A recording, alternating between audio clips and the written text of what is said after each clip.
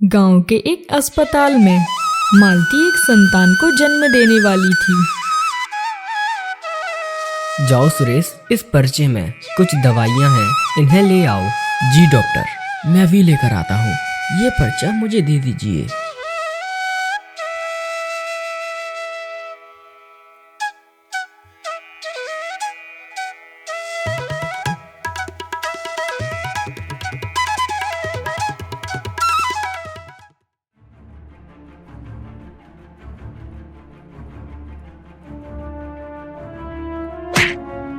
सुरेश का रास्ते में एक एक्सीडेंट हो जाता है और सुरेश बुरी तरीके से घायल हो जाता है और उसे भी उसी हॉस्पिटल में ले जाया जाता है।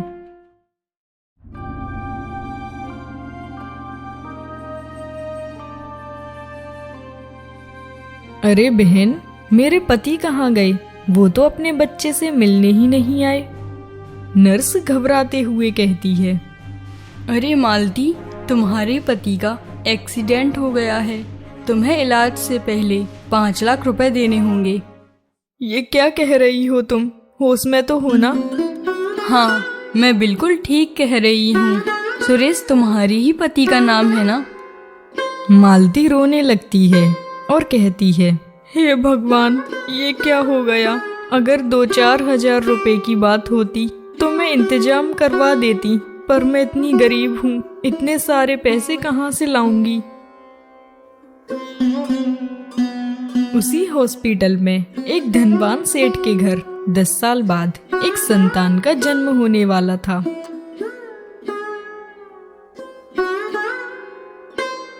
सेठ जी, वो क्या हुआ नर्स? मुझे बताओ, लड़का हुआ है या लड़की? सेठ जी, एक बेटा हुआ है, परंतु वह मृत अवस्था में है। क्या ये कैसी बातें कर रही हो? भगवान ने हमें 10 वर्ष बाद एक संतान दी थी और वो भी जीवित नहीं है। नर्स, लक्ष्मी कैसी है? सेठ जी, वो सेठानी जी की भी हालत बहुत नाजुक है। यदि उनको होश आया और उन्हें पता चला कि उनका बच्चा जीवित नहीं है तो वो सदमा झेल नहीं पाएंगी। नर्स, मेरी पत्नी को यह बात पता नहीं चलनी चाहिए। अब मैं क्या करूं? सेठ जी, आप एक काम कर सकते हैं। सेठानी को होश आने से पहले आप किसी का बच्चा गोद ले लीजिए और उन्हें पता भी नहीं चलेगा। वो उसी को अपना बच्चा मानेंगी। पर मैं हाल ही के बच्चे को कहाँ से लेकर आऊँगा?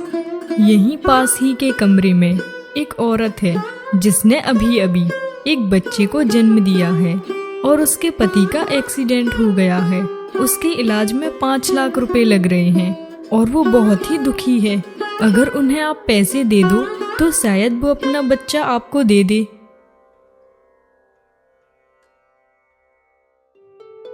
और सेठ मालती के पास जाता है।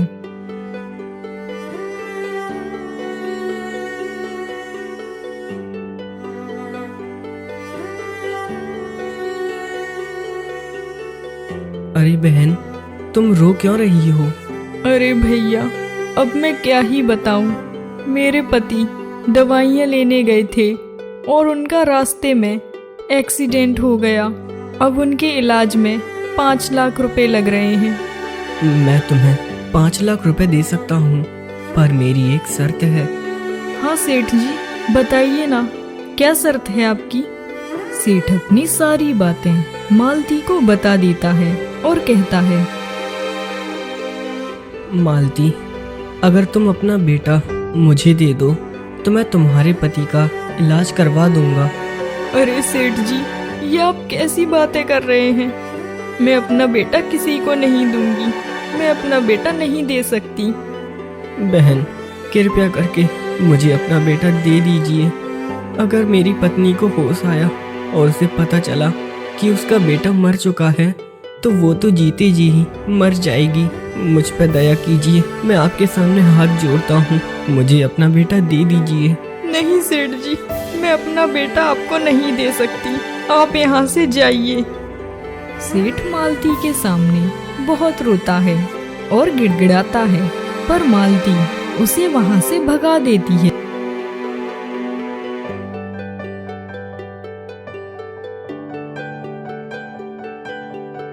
कुछ देर बाद मालती के पास नर्स आती है।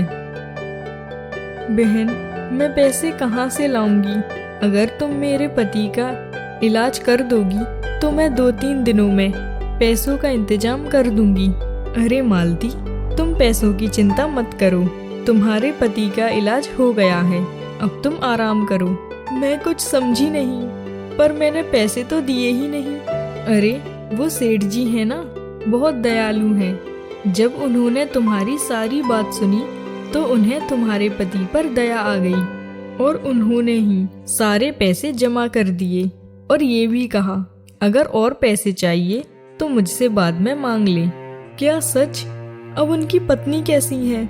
नहीं, अभी उन्हें होश नहीं आया, पर अगर उन्हें पता चला उनकी संतान मर चुकी है तो शायद वो सदमा झेल नहीं पाएंगी और वे मर भी सकती हैं। और कुछ देर बाद नर्स बहुत खुश होकर सेठानी के कमरे से बाहर आती है। सेठ जी जाइए, आपकी पत्नी को होश आ गया है। क्या हुआ नर्स? क्या उसने अपने बच्चे के बारे में पूछा? अरे सेठ जी, एक बार जाइए तो।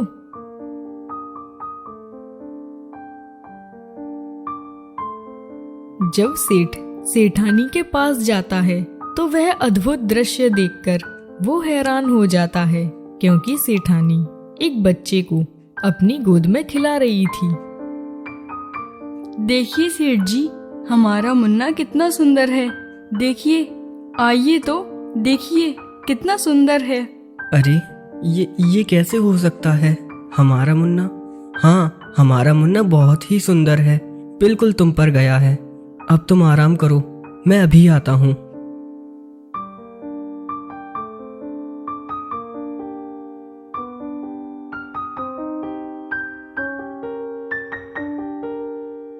अरे बहन, सुनिए तो, इस हॉस्पिटल में एक मालती नाम की औरत आई थी ना, जिसके पति का एक्सीडेंट हो गया था। अभी वो कहाँ है? अरे सेठ जी, मालती ने ही तो आपको अपना बच्चा दिया था। अब तो वो अपने पति की छुट्टी करवाकर घर चले गए। क्या घर चली गई?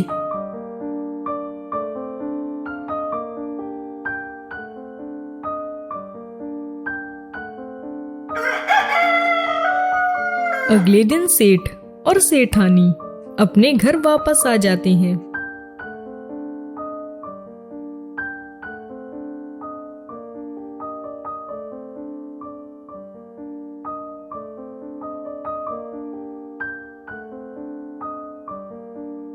अरे भाग्यवान, मैं अभी कुछ काम से बाहर जा रहा हूँ, कुछ देर बाद लौट आऊंगा।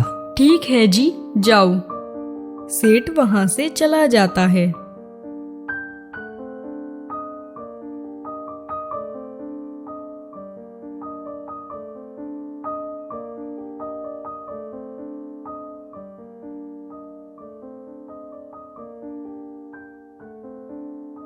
अरे मालती, ओ मालती, जरा बाहर तो आओ। मालती घर के बाहर आ जाती है। अरे सेठ जी, आप यहाँ क्या कर रहे हैं? मालती, तुम्हारा बहुत बहुत धन्यवाद जो तुमने मुझे अपना बेटा दिया। कोई बात नहीं सेठ जी, आपने भी तो मेरे पति का इलाज करवाया था। मालती, मैं जानता हूँ एक माँ अगर अपने बच्चे से दूर हो तो कितना दुख होता है। तुम एक काम करो, कल से मेरे घर काम पर आ जाना, जिससे तुम हर रोज अपने मुन्ने को देख सकती हो। क्या सेठ जी सच में? ठीक है, मैं कल से आ जाऊंगी। जिसके बाद सेठ अपने घर वापस चला जाता है।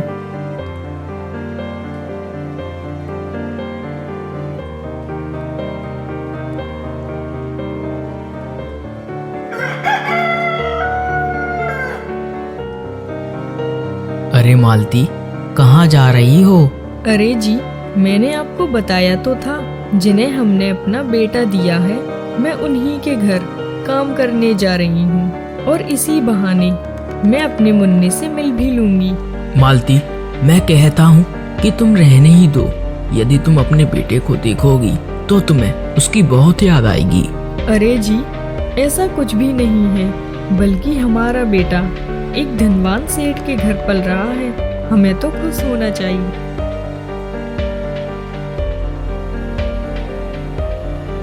इतना कहकर मालती वहां से चली जाती है।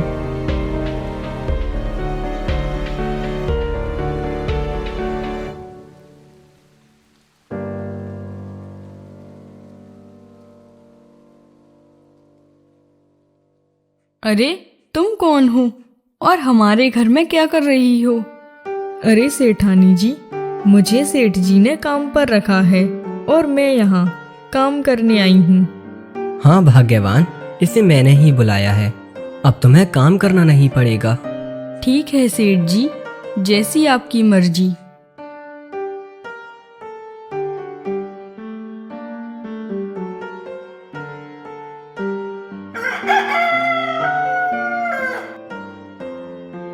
ऐसे ही मालती को सेठ के घर काम करते करते कुछ दिन बीत जाते हैं और मालती सेठानी के ना होने पर अपने बच्चे को गोद में ले लेती और उसे खूब लाड़ प्यार करती। फिर एक दिन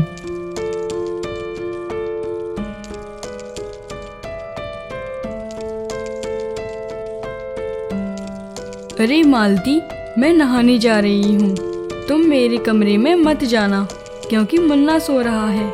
यदि तुम जाओगी तो वो जाग जाएगा और रोने लगेगा। ठीक है सेठानी जी, मैं वहाँ नहीं जाऊंगी। जिसके बाद सेठानी नहाने चली जाती है और मालती चुपचाप से बच्चे के पास जाती है और उसे अपनी गोद में ले लेती है। मेरा मुन्ना बिल्कुल मुझ पर ही गया है, कितना सुंदर है। मुन्ना देख, तेरी माँ आई है। कुछ देर बाद वहाँ सेठानी आती है और बच्चे को मालती की गोद में देखकर आग बबूला हो जाती है और अपना बच्चा उससे छीन लेती है। तेरी इतनी हिम्मत जो तूने मेरे बेटे को हाथ लगाया। मैंने तुझसे मना किया था ना, फिर भी तू मेरे कमरे में क्यों आई? सेठानी जी, वो मुझे माफ कर दीजिए। बच्चा रो रहा था, इसीलिए मैं अंदर आ गई। बच्चा? कौन सा बच्चा? वो तेरा बच्चा नहीं है, वो मेरा बेटा है। तुझे कोई हक नहीं है उसे गोद में लेने का। वो मेरा बेटा है। चली जा यहाँ से, हमें कोई काम वाली की जरूरत नहीं है। अरे भाग्यवान, अगर उसने तुम्हारे बच्चे को गोद में ले लिया तो क्या हुआ?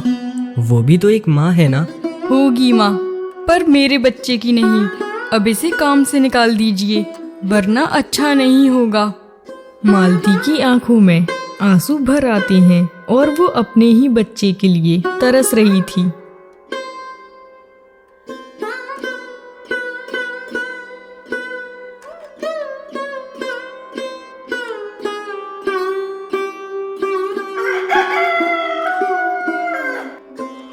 मेरे मुन्ने को भूख लगी है, रुक, मैं अभी दूध गर्म करके लाती हूँ।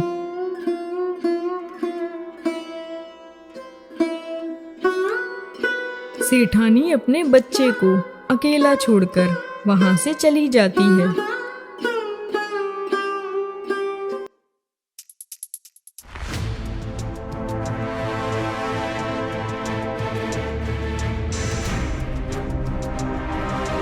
मालती बच्चे को चुपचाप से उठाकर वहां से ले जाती है।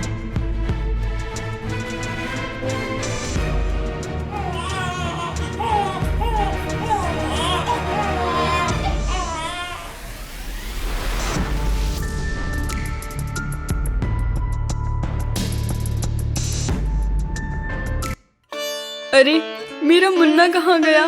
सेठ जी यहाँ पर आइए, देखिए मेरा मुन्ना कहाँ गया। अरे क्या हुआ भाग्यवान? देखिए सेठ जी, हमारा मुन्ना कहाँ गया? अभी तो यहीं था। आप जल्दी पुलिस को फोन लगाइए। हाँ, मैं अभी पुलिस को फोन लगाता हूँ। सेठ सब कुछ समझ जाता है और वो मालती के घर जाता है।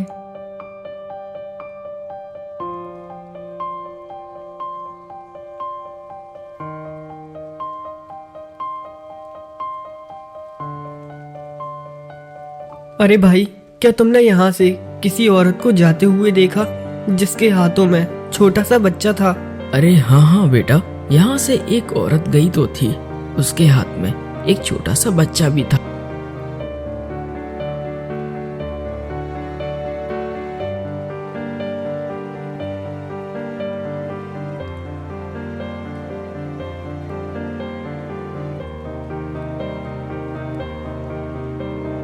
अरे मालती, ये बच्चा तुम यहाँ क्यों लाई हो?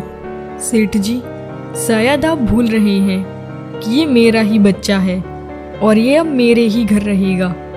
मालती, मालती ऐसा मत करो, मुझे ये बच्चा दे दो, वरना इसकी माँ मर जाएगी, वो सदमा नहीं झेल पाएगी। कृपया करके मुझे ये बच्चा दे दो, मैं तुम्हारे आगे भीख मांगता हूँ। नहीं सेठ जी, सेठानी इसकी माँ नहीं है, मैं ही इसकी माँ हूँ और मैं अपना बच्चा किसी को नहीं दूंगी। सेठ बहुत रोता है पर मालती को जरा सा भी अफसोस नहीं होता और सेठ अपने घर चला जाता है।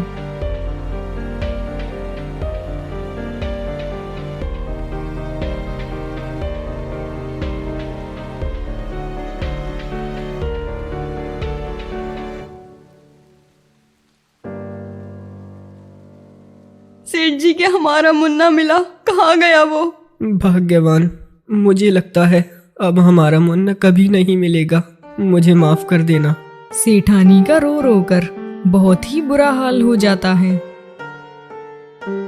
2 दिन बीत जाते हैं और सेठानी जी अपने बेटे के वियोग में खाना पीना सब छोड़ देती हैं और उनकी मानसिक हालत बहुत ही बिगड़ जाती है। सेठ जी देखिए, हमारा मुन्ना मिल गया, जल्दी आइए सेठ जी। सेठ खुश होकर सेठानी के कमरे में जाता है और सेठानी की नादानी देखकर उसकी आंखों में आंसुओं की धारा बहने लगती है। देखिए जी, हमारा मुन्ना मिल गया। मुन्ना, तू कहाँ चला गया था? अपनी माँ को क्यों बताकर नहीं गया? तुझे पता है ना तेरी माँ कितनी परेशान हो गई थी।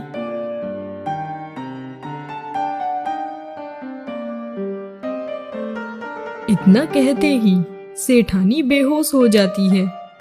अरे भाग्यवान, भाग्यवान क्या हुआ? आंखें खोलो भाग्यवान, रुको मैं भी डॉक्टर को बुलाकर लाता हूँ। सेठ डॉक्टर को बुलाकर लाता है। अरे सेठ जी, अब मैं क्या बताऊं? सेठानी जी अब इस दुनिया में नहीं रही।